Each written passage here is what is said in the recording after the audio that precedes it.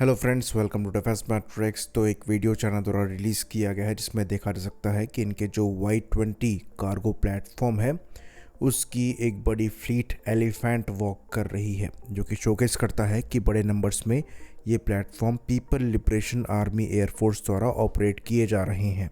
तो यूजुअली जब हम चाइना के प्रोग्रेस की बात करते हैं इनके एयरक्राफ्ट को लेकर, तो हमेशा डिस्कशन जो है फिफ्थ जनरेशन प्लेटफॉर्म्स का होता है या फिर 4.5 जन प्लेटफॉर्म्स का होता है, लेकिन कभी हम कार्गो प्लेटफॉर्म्स की बात नहीं करते हैं, जबकि ये one of the most crucial aspect है किसी भी आर्म्ड फोर्सेस का।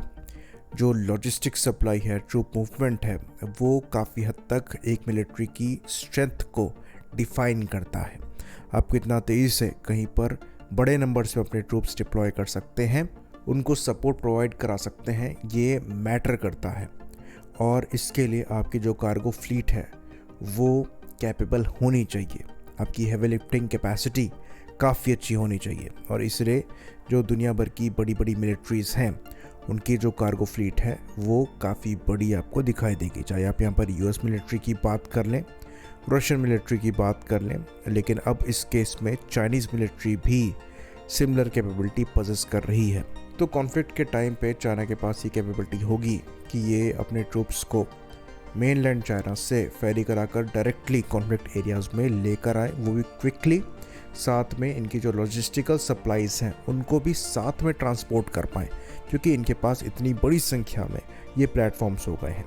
तो अगर आप अभी बात करेंगे कि कितने नंबर में ये Y20 को ऑपरेट कर रही हैं, तो यहाँ पर एक एस्टिमेट के हिसाब से संख्या 100 को क्रॉस कर रही है, जिसमें से ये 2016 से प्लेटफॉर्म लिए जा रहे हैं।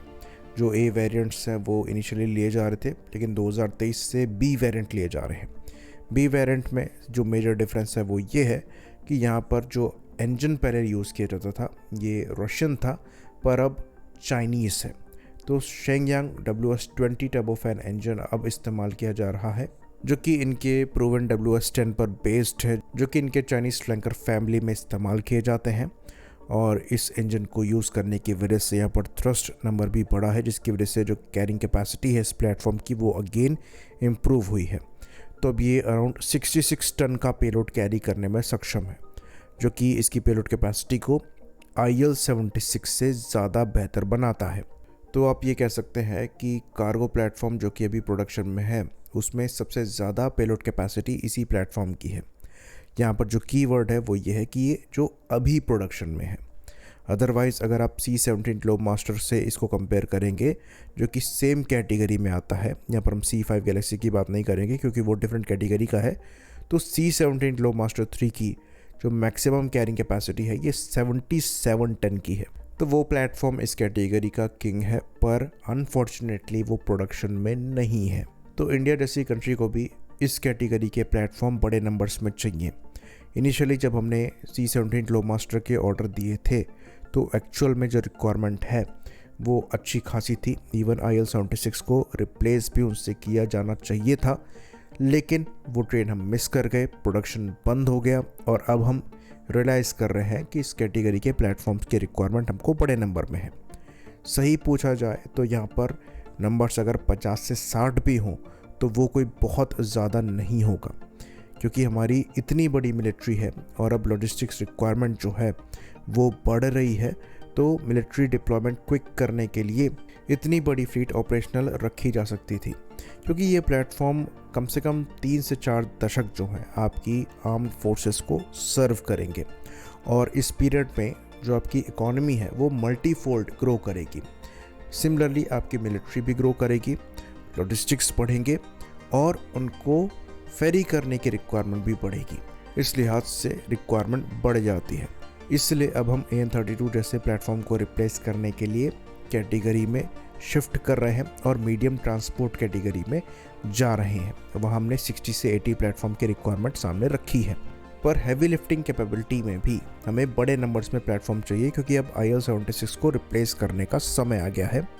और अनफॉर्चुनेटली उस कैटेगरी में कोई भी प्लेटफॉर्म अगर आप इंपोर्ट करते हैं तो उसके लिए अवेलेबल नहीं है। डोमेस्टिक डेवलपमेंट की बात करें तो हमें रिक्वायरमेंट यहाँ पर बड़ी रखनी पड़ेगी ऐसे प्लेटफॉर्म को डेवलप करने के लिए। और वहाँ पर अगेन जो परेशानी आ सकती है वो इंजन की ही है। चाइना Y20 के मामले में सक्सीड कर रहा है क्योंकि वो इंजन भी खुद ही बना रहे हैं। तो क्योंकि इस कैटेगरी का प्लेटफॉर्म इन्होंने खुद ही बनाया है, तो अब जो मल्टीपल एप्लीकेशंस हैं उसमें ये प्लेटफॉर्म इस्तेमाल किए जा रहे हैं। जैसे कि YY20 के नाम से इनका एयर टू एयर रिफ्यूलर बन रहा है जो किसी प्लेटफॉर्म पर बेस्ड है। उसके बाद KJ3000 अवैक्स बनाए जा रहे हैं जो कि अगेन इसी प्लेटफॉर्म पर बेस्ड है। तो ये जो जेट इंजन है ये एक्चुअली इनेबलर है और कई सारे वर्टिकल आपके लिए ओपन कर देता है। तो इसे as a dual use technology देखा जाना चाहिए और सिविल एप्लीकेशंस के लिए भी फंडिंग यहाँ पर करी जानी चाहिए। तो ज़रूरी ये है कि हम अपने एम्बिशन को बढ़ाएं और इस कैटेगरी में भी प्लेटफॉर्म को डेवलप करने का प्रयास करें ताकि वो मिलिट्री के लिए भी इस्तेमाल किया जा सके और सिविल यूज़ के लिए भी इनको इस्तेमाल किया जा सके। कम से कम जो R&D होगी वो उस पर्पज़ के लिए इस्तेमाल करी जा सकेगी। और क्योंकि सिविल मार्केट अगर खुल जाता है तो मल्टीपल स्टेक होल्डर्स आपको मिल जाएंगे फंडिंग करने के लिए। तो मेनली सिविल एविएशन के मामले में दो ही प्लेटफॉर्म्स हैं, चाहे आप एयरबस के पास जाएंगे चाहे आप बोइंग के पास जाएंगे। बाकी दूसरे प्लेयर्स भी एग्जिस्ट करते हैं लेकिन मार्केट इन्हीं दोनों ने कैप्चर कर रखा है। तो क्योंकि यहाँ पर स्केल इन दोनों कंपनीज़ का इतना बड़ा है तो ये कॉम्पिटिटिव प्राइसिंग में आपको प्लेटफॉर्म प्रोवाइड करा देते हैं, जिसकी वजह से डोमेस्टिक नीड नहीं एग्जिस्ट करती है ऐसे प्लेटफॉर्म्स को डेवलप करने की या फिर ऐसी कैटेगरी में प्लेटफॉर्म्स को बनाने की।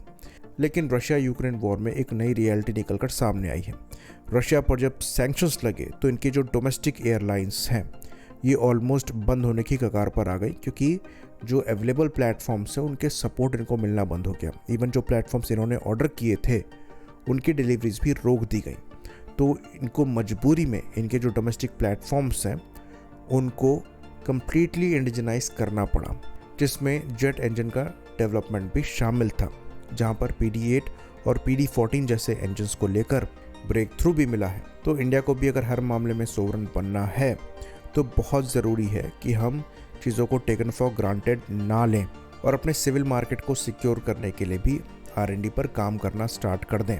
तो चाइना का जो Y20 आपको दिखाई दे रहा है, ऐसा नहीं है कि खाली मिलिट्री के लिए इन्होंने ऐसा प्लेटफॉर्म या फिर इस कैटेगरी का प्लेटफॉर्म डेवलप किया है, बल्कि ये अपने सिविल मार्केट के लिए भी प्लेटफॉर्म्स बना रहे हैं। इनकी कंपनीज एग्जिस्ट करती हैं और इवन इनके प्लेटफॉर्म चाइना में लोकली सर्विस भी दे रहे हैं। ऑल्दो एफिशिएंसी के मामले में अभी तक वो वेस्टर्न प्लेटफॉर्म्स के क्लोज नहीं पहुंचे हैं, लेकिन चाइना आज ये कैपेबिलिटी पजेस करता है कि कल को अगर इन पर बड़े सैंक्शंस लगाए जाएं तो इनका जो सिविल एविएशन है वो ठप नहीं पड़ेगा। तो ऐसी टेक्नोलॉजीज़ की खाली मिलिट्री एप्लीकेशंस ही नहीं होती है और बहुत ज़रूरी है कि इंडिया ये चीज़ भी समझे, क्योंकि हमारा जो सिविल एविएशन मार्केट है वो बहुत जल्दी ग्रो कर रहा है, बहुत ज़्यादा ग्रो कर रहा है और मिलिट्री को भी उस कैटेगरी में प्लेटफॉर्म्स की रिक्वायरमेंट है।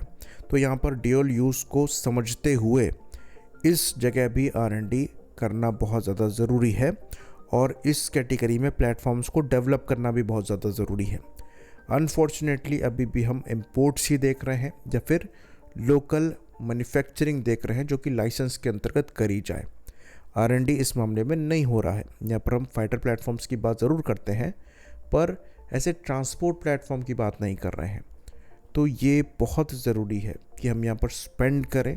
हेलीकॉप्टर्स को लेकर हमने बहुत अच्छा काम किया है, हम फाइटर प्लेटफॉर्म को लेकर भी अच्छा काम कर रहे हैं, लेकिन अब बड़े ट्रांसपोर्ट प्लेटफॉर्म को लेकर भी एफर्ट करने की रिक्वायरमेंट है। आमका के लिए हम 120 किलो न्यूटन क्लास के जेट इंजन को बना रहे हैं। वहाँ पर बाईपास रेशियो को बढ़ाकर सिविल एप्लीकेशंस के लिए भी सेम इंजन इस्तेमाल किए जा सकते हैं। तो अभी भी समय है, हम यहाँ पर C-17 और IL-76 को रिप्लेस करने के लिए प्रोजेक्ट पर काम कर सकते हैं। वहाँ पर अगर हम 10-15 साल भी लगाते हैं तो उसमें कोई बुराई नहीं है। जो R&D वहाँ पर किया जाएगा उसका यूज़ सिविल मार्केट में प्लेटफॉर्म्स को डेवलप करने के लिए भी इस्तेमाल किया जा सकता है। तो यहाँ पर बहुत ज़रूरी है कि हम टेक्नोलॉजी का ड्यूल पर्पस समझें और उस हिसाब से स्पेंड करें। खाली मिलिट्री R&D के हिसाब से अगर ये चीज़ हम देखेंगे तो प्राइसेस को जस्टिफाई करना मुश्किल हो जाएगा। होपफुली चाइना का ये जो डिस्प्ले है हमारे लिए लेसन बने और हम यहाँ पर थोड़ा विजनरी होते हुए इस डायरेक्शन में काम करें। आई होप इन्फॉर्मेशन यहाँ पर क्लियर रही हो। इसी बात पर इस वीडियो को हम ख़त्म करेंगे। लाइक करिए, सब्सक्राइब करिए। जय हिंद।